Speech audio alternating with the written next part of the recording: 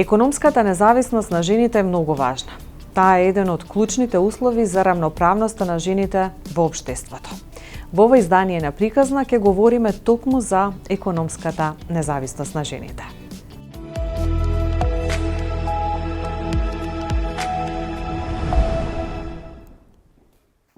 Водејќи се од идејата на луѓето да им понудат лесно достапен, свеж и здрав оброк, Андријана и Јана основаат фирма која веќе 3 години успешно работи и на луѓето во ова бурно и динамично секојдневие им дава можност да се хранат здраво, а со тоа да внимаваат на здравјето. Она што го замисливме на почетокот го остваривме, меѓутоа се развивме и многу повеќе. Ние она што го планиравме, самото по себе си носеше некои негови прашања, предизвици и барања од потрошувачите, така што ние почнавме да си го развиваме производот, да ставаме нови линии и увидовме дека сме на правиот пат, дека можеме да успееме, односно лека по лека луѓето ќе се научат и ќе се навикнат на здравиот начин на исхрана, па и на живење. Реално, не само како жени, ние досега сме немали никакви проблеми како жени предприемачи, дури во некои случаеви и предност имаме.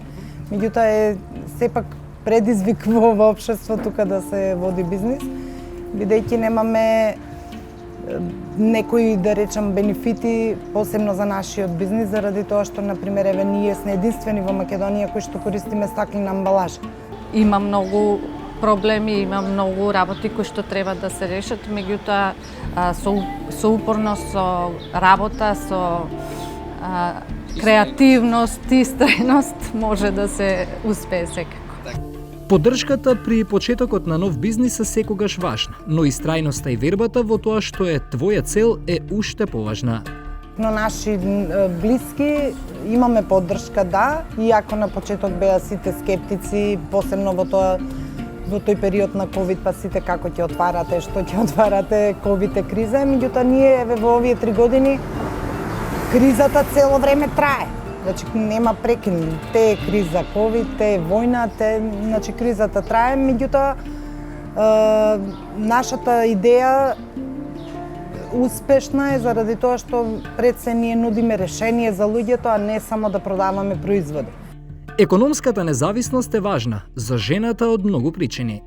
Незината креативност треба да се види во општеството и таа не само што ќе биде економски независна, таа и многу ќе придонесе во општеството за да се развива. Само со работа на двата пола ние можеме да одиме напред. Своји 18 години работам, сметам дека секој еден треба да си го најде своето место во општеството, да не биде на терет на никого, нити на државата, нити на семејството, и сметам дека секоја една жена треба да се охрабри, да започне, да не одлага, да ги исполнува своите соништа, да не одлага, бидејќи јас искрено долго време имав идеја за некој сопствен бизнис, меѓутоа се некои одлагања, нели, деца и останати приоритети. Така да мислам дека многу е битно секој еден да биде независен и да си ги исполнува своите соништа. Кога економски е независна жената, таа може да биде и посигурна во себе и да се спротистави на било кое поле, и односно да прифати дека може да живее и сама, може да живее и во заедница, односно да си го стави своето јас онаму каде што треба. И за крај, од оваа инспиративна приказна. Бидете храбри, не срамете се и исполнувајте ги вашите желби без разлика на се. Колку повеќе луѓе ви викаат дека нема да успеете, верувајте дека тогаш сте на правиот пат, дека ќе успеете. Економската независност има клучна улога во борбата против родово базираното и семејното насилство. Еве што велат податоците кои што ги споделуваме со вас.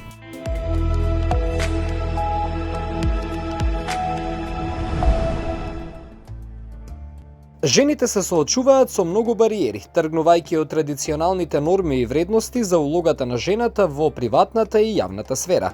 Остварувањето на економските права, економското јакнење и економската независност на жените е клучен услов за живење живот ослободен од насилство и дискриминација. Економската независност е битна за секој човечко битие, заради тоа што само економски независен човек е слободен човек. Тој може да се реализира, самостојно да носи одлуки, да се спротистави кога треба и да каже не. Фокусот го ставаме на економската независност на жените, заради тоа што за жал во 21. век жените се уште се во инфериорна положба и покрај тоа што се побројни, ако го земеме во предвид светското население, во моментот представуваат 51% од светското население. Процентуалното учество на жените и на мажите во вкупното население е речиси подеднакво, но за прв пат во пописот 2021 учеството на жените со 50,4% е поголемо од учеството на мажите 49,6%. Овој податок оди во прилог и на показателот за бројот на мажи на 1000 жени кој во 2021 година изнесува 985 мажи на 1000 жени. Се разбира, ние не би зборувала на оваа тема доколку имавме рамнотежа на овој план. За жал, глобално бројките покажуваат дека сепак економските можности на жените, економските перспективи се сепак послаби во однос на мажите. Еве да тргнеме само од стапката на учество за стапеноста на жените на пазарот на труд.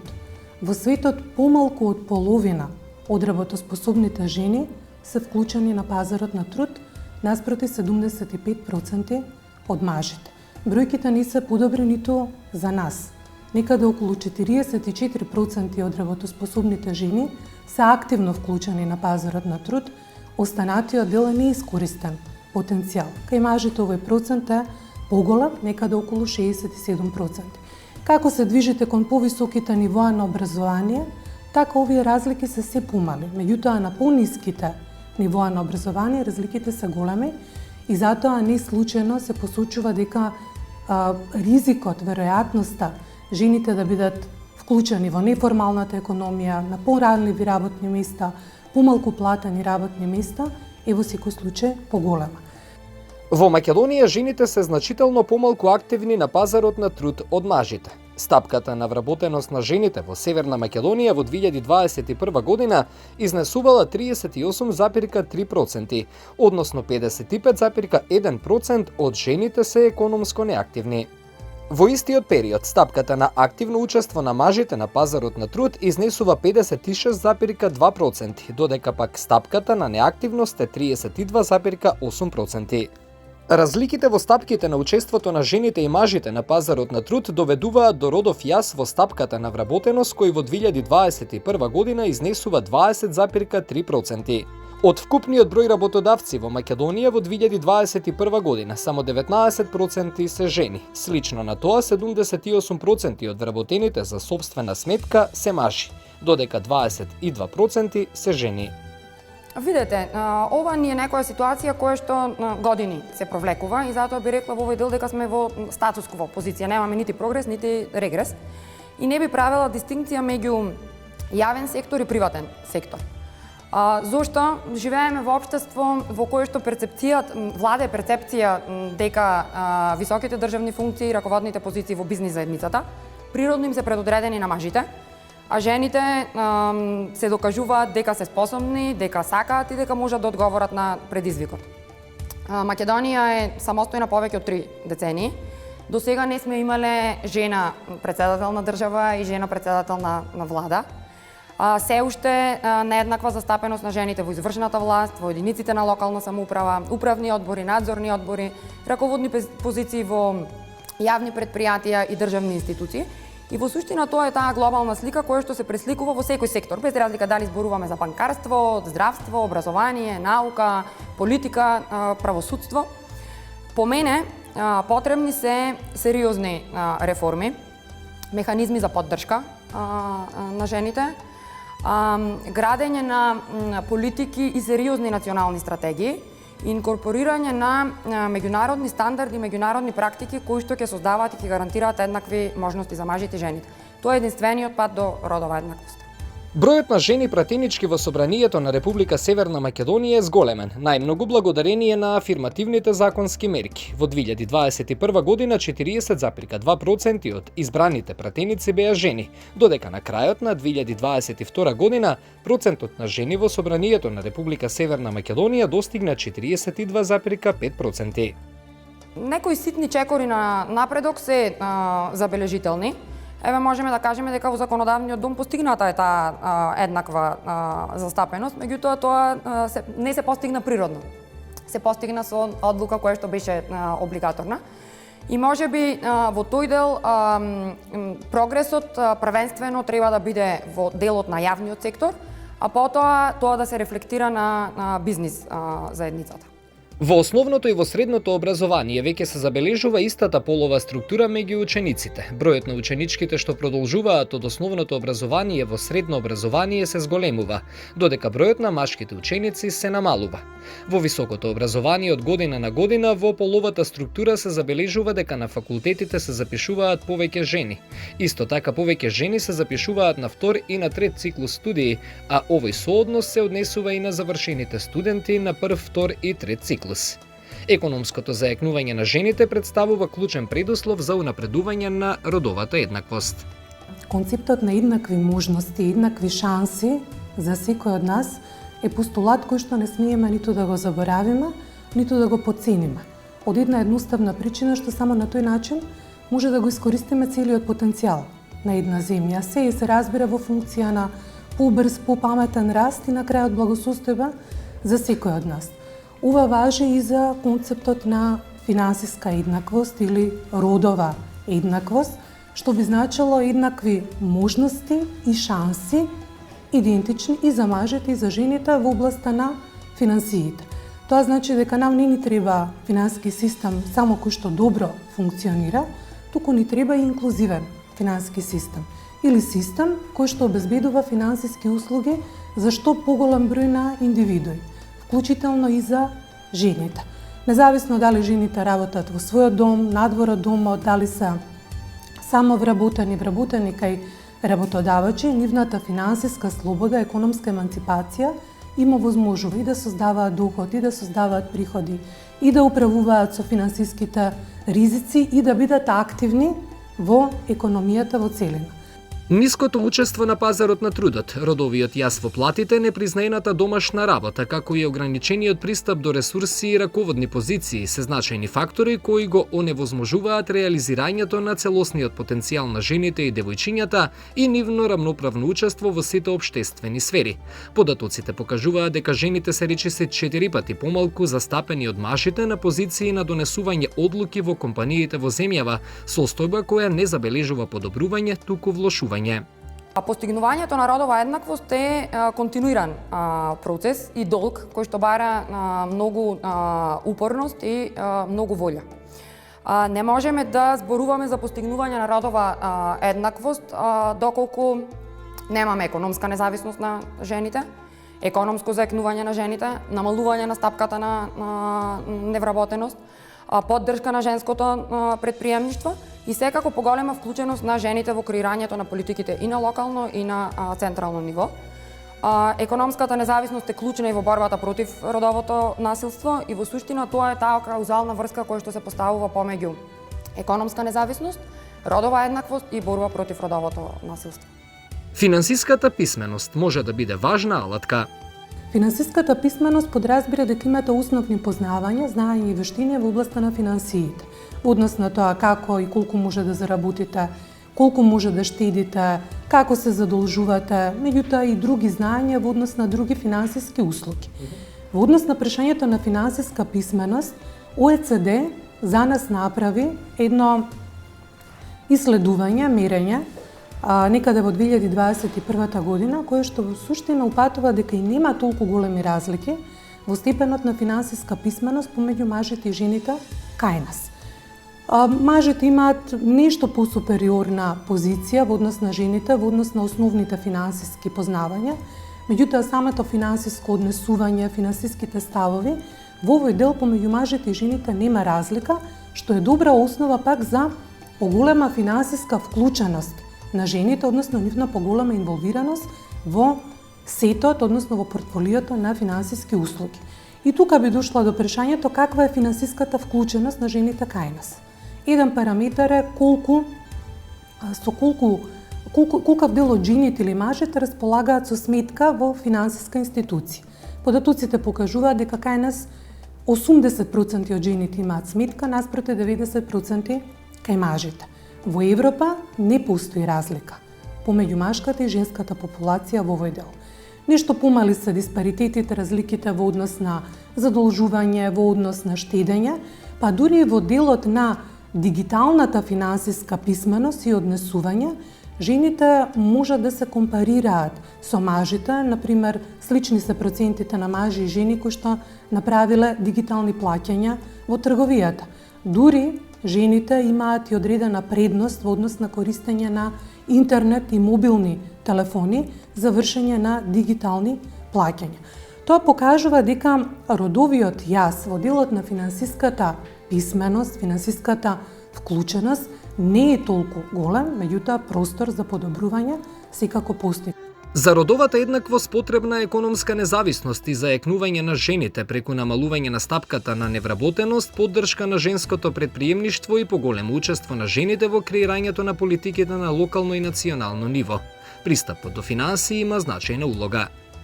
Тргнувајќи од тоа дека има многу глобални иницијативи кои што се поставени токму во функција на поддршка на финансирањето на жените предприемачи, очигледно е дека сегашната состојба не е задоволителна. Ова се малку постари податоци кои што ќе ги спомнам, меѓутоа мислам дека се илустративни, затоа што покажуваат дека третина од формално основаните компании во светот, само третина се во сопственост на жени. Дури 70% од малите и средни предпријатија кои што се основани од жени се брзо затворени поради финансиски потешкоти или неадекватен пристап до финанси.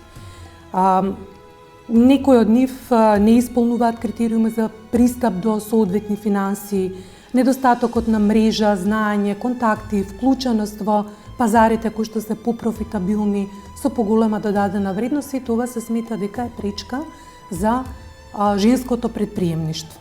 Според податоците на Европската банка за обнова и развој, во регионот на оваа банка на 100 предприемачи само 37 се жени. Значи само третина се жени. Кај нас некаде конкретно 2021 година направена анкета, барометар за женското предприемништво во рамки на Националната платформа за женско предприемништво, и таа не дава поразлична слика од ова што сега го зборувавме за проблемот на глобално ниво. Над половина од жените сметаат дека немаат доволно поддршка во смисла на советодавна улога, консултативни платформи, советувања, грантови, за да може да се поддржи нивниот бизнис. Исто така, повеќе од половина сметаат дека или немаат доволен, или немаат адекватен пристап до финанси. Тоа го потенцираат како еден од клучните проблеми во овој дел, па затоа и над 70% од жените предприемачи посочуваат дека со сопствени средства го почнуваат својот бизнис, но се разбери и понатаму ви треба финанси и капитал за да може да го развивате и проширувате бизнисот. Женското лидерство и зајакнувањето на жените, незнивната улога во економијата представува значаен економски потенцијал и придонесува за економскиот развој на секоја земја. Во 2017 година започната е глобална иницијатива за поддршка на финансирањето токму на жените предприемачи, поддржана е од 14 држави, голем број на меѓународни финансиски институции, односно банки, а под покровителство на Светската банка, и целта нова иницијатива е токму да обезбеди финансиска поддршка, средства, меѓутоа и градење на капацитет на банките и на другите финансиски институции за развивање на свесноста за поддршка на жените предприемачи во текот на нивниот деловен циклус. Оваа иницијатива подразбира пристап до обуки, пристап до менторирања, вмрежување на жените предприемачи во глобалните и домашните синџири на снабдување, отстранување на некои правни пречки и слично. Еден од партнерите на оваа иницијатива е Европската банка за обнова и развој, со која што ние како Централна банка неодамно имавме и средба и договор и за наше вклучување во еден пилот проект на оваа банка за поддршка на пристап до финансирање на женското предприемништво во нашата земја, што значи дека и ние како Централна банка преку низа активности даваме и ќе даваме активна поддршка во делот на финансирање на жените предприемачи. Улогите на ментори или инспиративни примери можат да направат разлика и да мотивираат. Многу битни. Знаете како секој од нас има некој рол модел кој што се го следи во животот. Тоа може да биде некој од семејството, мајка, баба, може да биде вашата учителка од основно училиште, средно образование, факултет, селебрити личност. И треба да имаме рол модел, заради тоа што кога имате рол модел, вие ги следите стапките и мислам дека тогаш жените се бестрашни, незапирливи и непобедливи.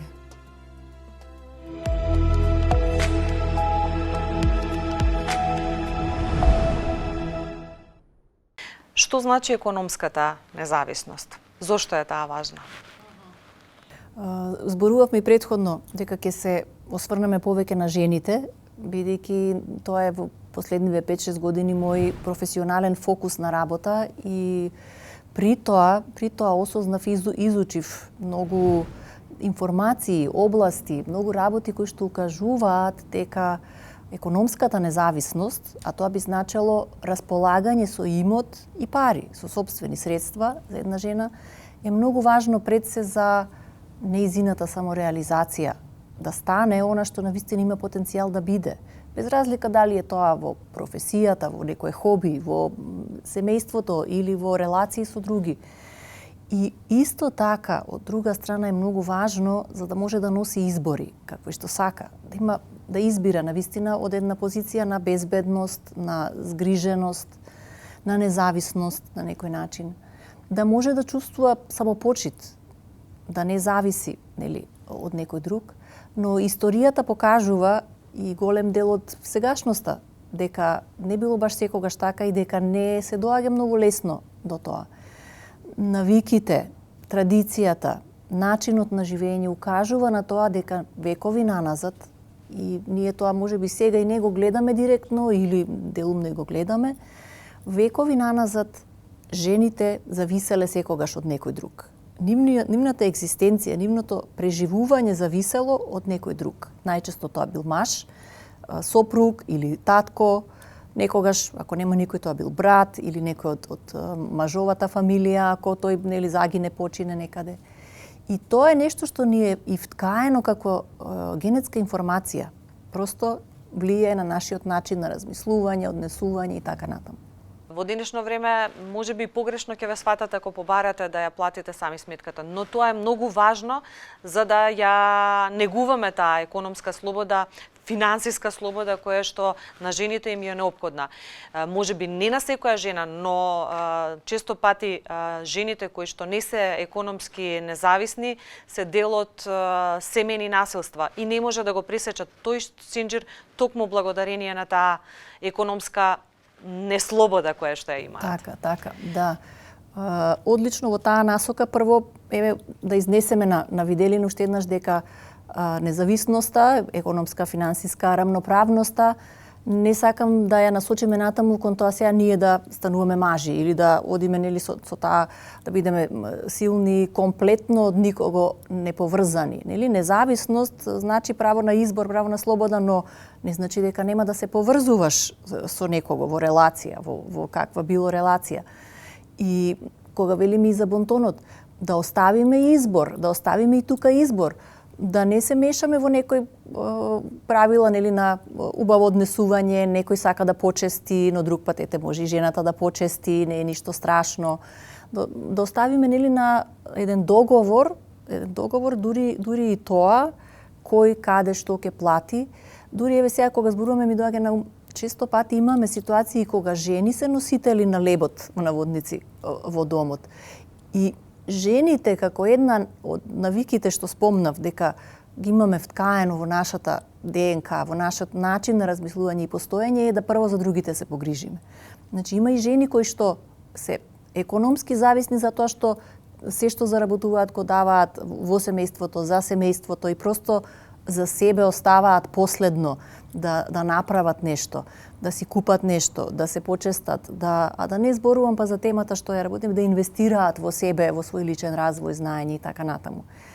Значи, убаво е да одиме кон тоа прво да ја освестиме потребата од економска независност.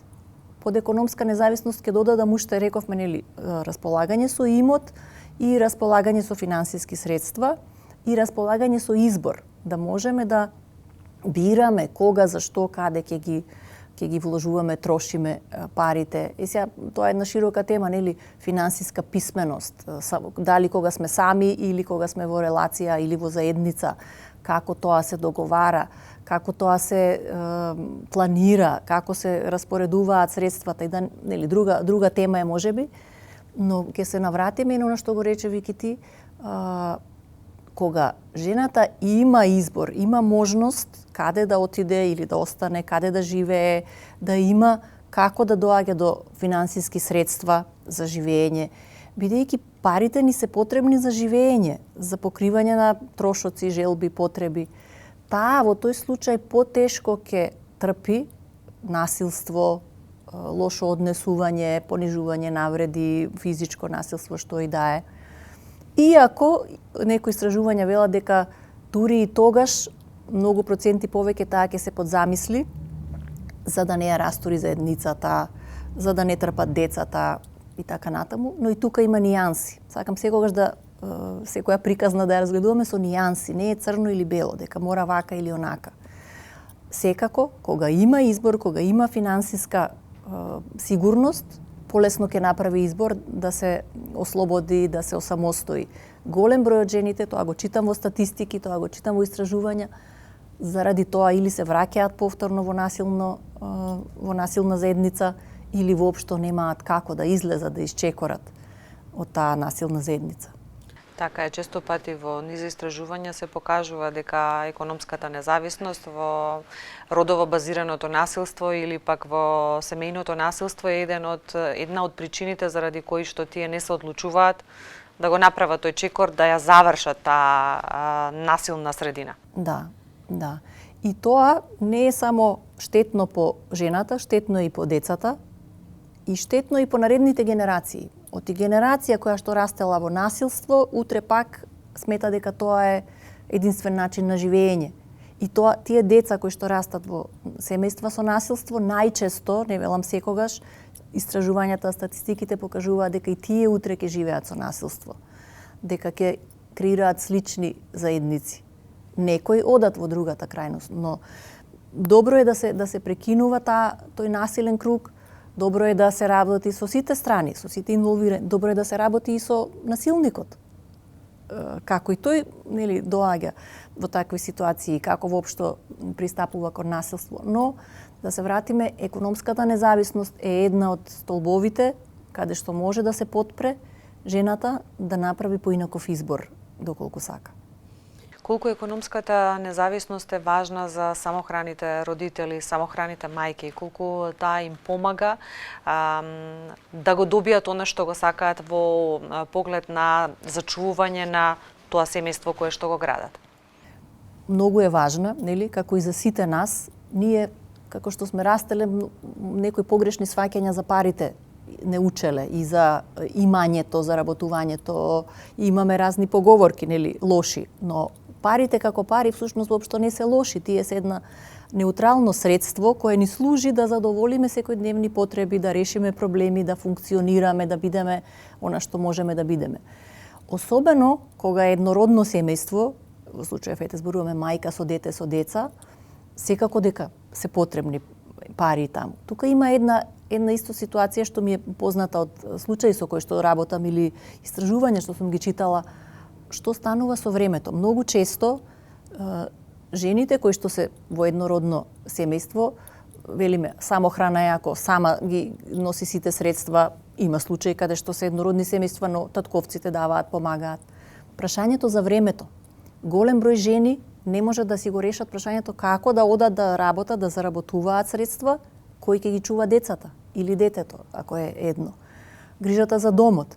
Така што доаѓаме тука до еден податок кој што е во цел свет присутен. Некои истражувања покажале дека во Македонија 4 до 5 часа, сати дневно, жената работи нешто околу домот, што е неплатен труд. И било да е во заедница или да е сама во еднородно семејство. Значи, тука е прашањето на пошироката поддршка и помош, институционална поддршка и помош околу децата, ако има деца, или помош околу домот, А внатрешно, она што го учиме кога работиме јакнење на жените како капацитети, како особини, да си дозволиме и да ја научиме вештината на барање помош и примање помош. Барање помош и да примиме помош. Често пати жените, и јас се уште кај себе го фаќам тој момент, таа навика, не знаеме, се воздржуваме од барање помош, се мораме ние сами да направиме, или дури и ако ни ја нудат, ние ја одбиваме или одбиваме во формата во која што ни е понудена. И тоа е условено од општеството и со векови наназад. Затоа што ако не можеш сама, не си доволно добра, не смееш да побараш помош. Колку во таа насока културата која што ја поседуваме, традиционалноста на нашата земја не оневозможува да се разбере дека жената има право на избор, дека жената има право на слобода и на економска независност, и на финансиска слобода, и на слобода на почитување на нејзините права. Да, не е лесно. Средината притиска, навиките, стереотипите, очекувањата на околината, па и од внатре всадените. Сами си се дресираме на некој начин, како ќе се однесуваме. Не е лесно и велам, треба да се зборува за тоа, треба да се покажуваат примери. Јас често кога работам со жените, особено во областа на предприемништво, водење лични бизниси, не работам само тоа, туку и во таа област кога работиме, велам, кажувајте ги вашите примери. Покажувајте ги вашите успеси. Сме растеле без да видиме примери. Како ќе знаеме што е жена предприемач, жена која што креирала поинакво работно време, креирала поинакви производи и услуги, да задоволи некоја потреба на пазарот, да си обезбеди финансиски приход и задоволство од работата и да има време за себе и за сета онаа заедница што и е неа драга, значајна. Значи треба време, треба тоа да се повторува, да се зборува и да се покажува со примери, да видат луѓето.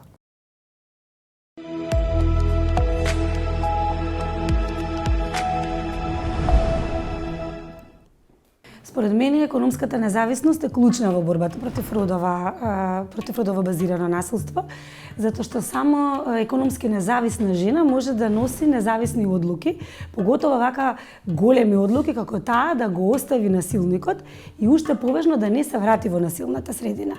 Ние, веќе споделам пример од пракса, за да не биде дека само нели зборуваме теорија, ние изминатиот период, цела една година, работевме со 15 жени жртви на семејно насилство преку нашата програма Социјално менторство за работна интеграција.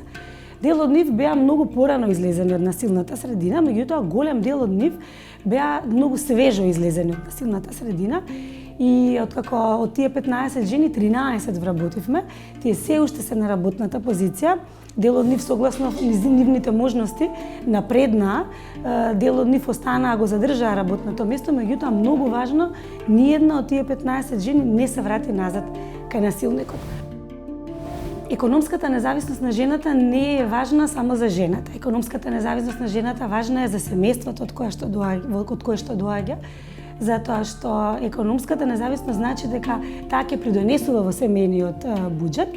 И кога зборуваме за економска независност, јас тука не ги бројувам само финансиите, туку една друга социјална независност, односно на жената, тоа и значи да излезе од дома со одветна социјализација, напредок на професионално ниво и на вистина овдека веќе можеме да зборуваме дека таа жена е исполнета, среќна и само така може да придонесе за атмосферата во домот и за едно така по-успешна семејна приказна. Па за жал се уште имаме потреба да зборуваме на оваа тема. Јас мислев дека многу одамна ќе ја надраснеме како општество, меѓутоа и не само кај нас, и на глобално ниво ќе се согласам дека се уште има предизвици на оваа тема. Еден од клучните предизвици би рекла дека е кога за иста позиција, за иста работна позиција, за исти работни сати на таа работна позиција, мажите се повеќе платени од жената само затоа што се мажи.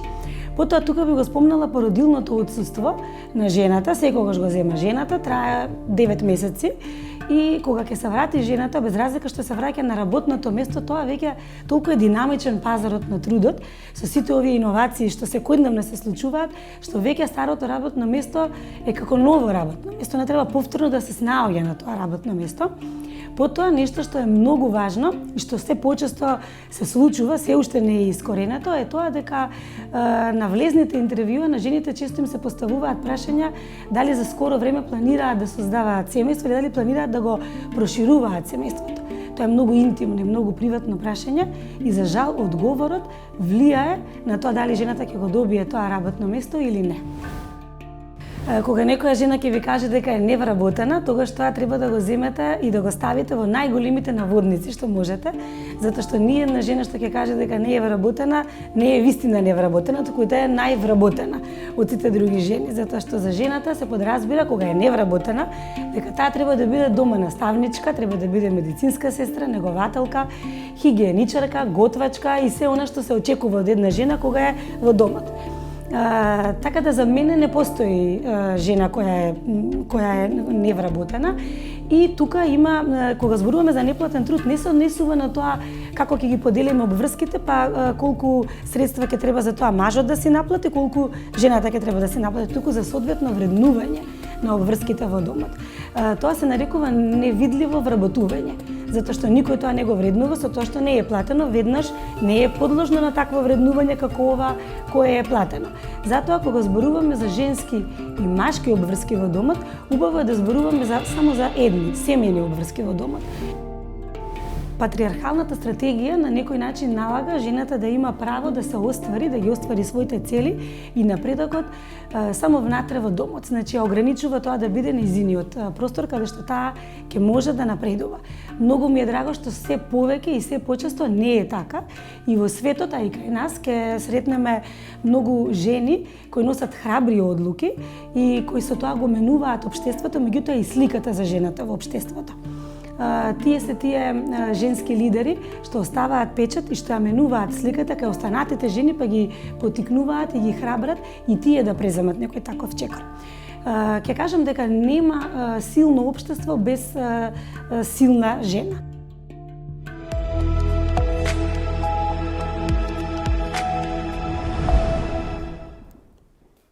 Верица Огњанова е мајка на 13-годишната Јоана, дете со Даунов синдром. Вели дека по професија е медицинска сестра, но по животна професија посебен родител. Живот полн со препреки, а неуспешниот бизнис во Неготино само уште повеќе ги зголемил животните предизвици на Верица. Кога бев веќе на дното, кога видов дека едноставно мојата цел беше да вадаме на просечна плата, а јас се што имав давав и се уште само да функционира. Само даваме. И во тој момент Јоана учеше во Велес. Патувавме 2 години секој ден. Неготино Велес. Исто голем безпомошен период, каде што за некои си 3-4 часа социализација на своето дете ти на дожд, на ветер си долго го чекаш. Меѓутоа, тоа беше пак нешто отколку ништо. Мојата интуиција, мојата совест дека нешто треба да правам за моето дете, патот беше платен од државата и ми беше како најидеална опција. Во секој училиште има дефектолог, има логопед. Од 2019 година, со мали прекини, Верица и Јоана живеат во Скопје, затоа што Верица ја запишала ќерката во специјалното основно училиште доктор Златан Сремец. И јас, кога ми беше тешко, јас не гледав излез. Меѓутоа, верувам во животот дека никогаш не може да ни даде товар. Тоа е само прикриен благослов, кој што не може да го издржи. Само од нас зависи дали ќе го најдеме решението за 1 година, дали за 10. Нема лесен животен пат, па и кога зборуваме за економската независност на жените, вели Верица и додава дека го знае својот, да ја враќа вербата кај жените. Нема лесен пат. Поентата е ние убаво не да гледаме холивудски филмови, серии и тоа ни наметнува некој си, посебно тоа го гледам кај младите, дека мислиме не е така. Значи ние сме тука дојдени по искуство.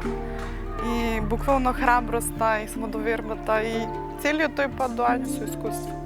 Верица вели дека решение постои за се, секогаш. Затоа ни една жена не треба да се откажува од својот пат. Да си ја слушаат својата страст. Еве јас од ништо, кога наредниот пат после ковид, кога решив да доаѓам повторно Скопје, знам дека имам дете со попречено, со понижен имунитет. Решив да сум дома. Немам автомобил, не сум положена, одев со автобус, сето ми е малку мојата медицинска логика, знаев дека е ризик за Јана. Реков не, ќе бидам дома. Ама имав ресурси, етерични масла, кои што се неверојатни благодат. Почнав до идеја да правам сапуни. И секогаш има решение. Само мислам дека преголем фокусот е на проблемот. Кога ние таа енергија што ја трошиме, ќе ја дефокусираме од проблем на решение и слушајте се го својот. Душата знае се. Тоа јас од секогаш сум обожавам козметика природна. И еве ќе ги пробате вие моите сапуни. Мислам, секогаш постои начин, само барете решение, не ја трошите енергијата на проблем. Подредената положба која жените ја чувствуваат секојдневно може да има најразлични форми на дискриминација, подценување, навреди, контрола, експлоатација, угнетеност и насилство во семејството, на работното место или пак во општеството. Еве што истражуваме денес на оваа тема.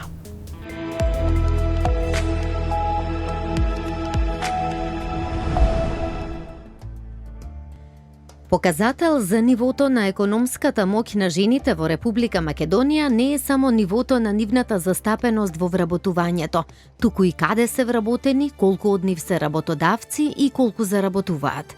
Сакам да посочам на податоци кои што мислам дека се интересни, а ги изготвува Светскиот економски форум, токму на планот на родова еднаквост, односно нееднаквост, кој што покажува дека во светот само некаде околу 70% од разликите по повеќе параметри меѓу мажите и жените се затворени и со ова темпо со кое што се движиме, ќе ни треба дури веќе половина за да ги приближиме мажите и жените во однос на повеќе прашања, вклучително и економските прашања. Ние како земја сме рангирани некаде на 73-тото место по ова прашање од 156 земји.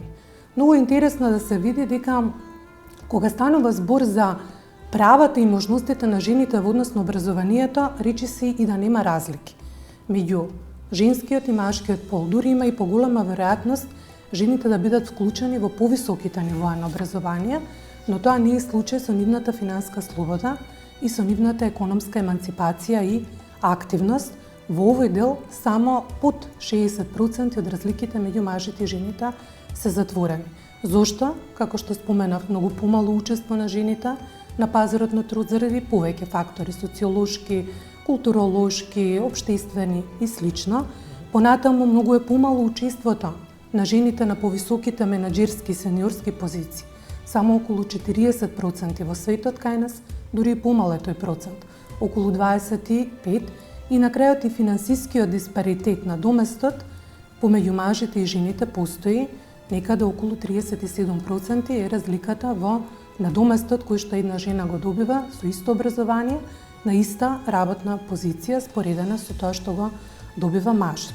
Во овој дел на економска еманципација и ние послабо стоиме, како земја сме рангирани на 93-тото место од 156 земји, што покажува и за нас и во светот дека има навистина простор за зголемување на економската еманципација и финансиската слобода на жените.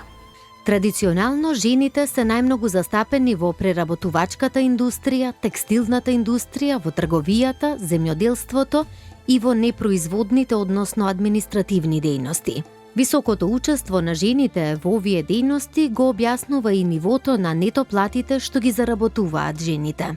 Подредената положба која што жените ја чувствуваат секојдневно може да има најразлични форми на дискриминација, подценување, потоа навреда, контрола, експлоатација, угнетеност и насилство во семејството, но и на работното место и воопшто во општеството. Кога зборуваме за човековите права, есенцијална група се економските, социјалните и културните права. Зошто? Заради тоа што тие се најтесно врзани со екзистенцијата на човекот и тука не би правила дистинкција меѓу машки и женски род, на сите ни се битни. Меѓутоа, кога станува збор за нивното остварување, за жал и покрај тоа што тие се загарантирани со меѓународни акти, со нормативните акти во нашата држава, се уште постојат бариери кои што го отежнуваат нивното остварување или не постои можност за тие да се остварат во целост. Економските и социјалните права ја изразуваат економската и социјалната сигурност и тие обезбедуваат еден сигурен статус и добра состојба за човекот. И во овој дел би се надоврзала на родовата еднаквост заради тоа што родовата еднаквост не е само еднаква застапеност, тоа нешто претходно го дискутиравме во прашањето, еднаква застапеност на мажите и жените, туку родовата еднаквост представува многу повеќе од тоа. Тоа значи еднак волезен пристап до можности, ресурси, без разлика на полот. Економско учество и учество во донесувањето на одлуките без разлика на полот и секако вреднување на состојбата на различни однесувања, потреби и стремежи подеднакво, без разлика на полот. Се додека немаме системски решенија, политики и механизми за поддршка, кои што ќе возможат да ги исполниме овие стандарди кои што претходно ги споменав, ние не можеме да зборуваме за создавање на еднакви можности за жените и мажите во нашето општество. Чувството на подреденост ја уништува самопочитта и самодовербата кај жените и ги ограничува нивните аспирации. Секој храбар чин што ќе го преземат може да се судри со осуда како неженствен, посебно ако се ја излегува од однапред дефинираните рамки и улоги. Во 2021 година, најголем број неплатени семејни работници се жените од руралните средини со вкупен број од 18.634. Дополнително, 59% од неактивните жени на возраст од 20 па се до 64 години се неактивни на пазарот на труд поради извршување на обврски наспроти 2,3% од мажите. Економската независност е клучна во борбата против родовото насилство. Економското насилство е форма на семејно насилство. Тоа е секое дејствие на ограничување и спречување во располагање на личните приходи и финансиски средства за одржување на заедничко домаќинство и за грижа на детето, со што се предизвикува економска зависност на жртвата. Економското насилство е една од формите на семејното насилство. Треба да работиме на нејзино зајакнување, за да ја напушти насилната средина полесно, посебно ако има деца кои што ги зема вообичаено со неја. Се работи на економско јакнење на жртвата, согласно нормална индивидуална проценка за капацитетите кои што ги има, за да може да посети некоја обука или некој доусовршување, за да стане поконкурентна и економски позајакната на пазарот на трудот. Во 2022 година бројот на поплаки во врска со семејно насилство е нагло пораснат. Најголем број поплаки се однесуваат на случаи на психолошко малтретирање при вршење семејно насилство, односно 84% од поплаките. Повторно, најголем дел од сторителите се мажи, односно 82%, додека 66% од жртвите се жени, најчесто сопруги на сторителите.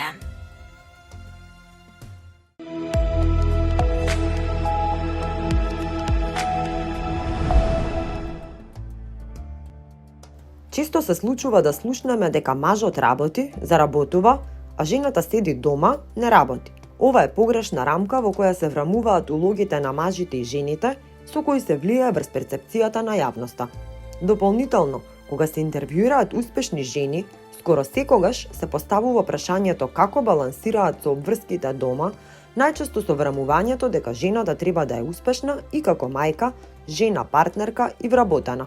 Се заедно во текот на 24 часа. Ова придонесува за создавање перцепција дека семејните обврски се обврски исклучиво на жените, кои треба да ги работат независно, што и тие како и нивните партнери одат на работа.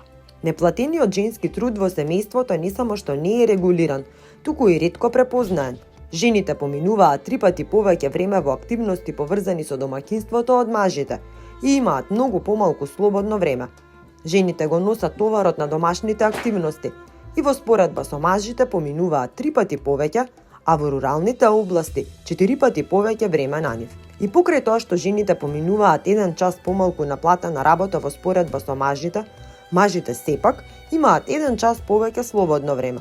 особено за време на викендите, со што се потврдува феминистичкиот аргумент дека вработените жени работат и втора смена дома. Жените со деца имаат дополнително оптоварување и минуваат повеќе време и на платена работа и на неплатени домашни активности, со што уште повеќе се скусува слободното време. Остварувањето на економските права, економското јакнење и економската независност на жените се клучен услов за живење живот ослободен од насилство и дискриминација.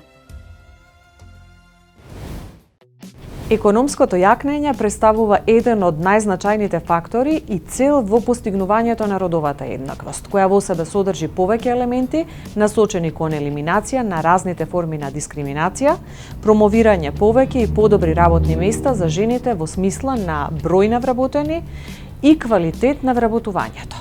Но на крајот да не изоставиме дека тоа ќе придонесе и за намалување на феминизацијата на сиромаштијата.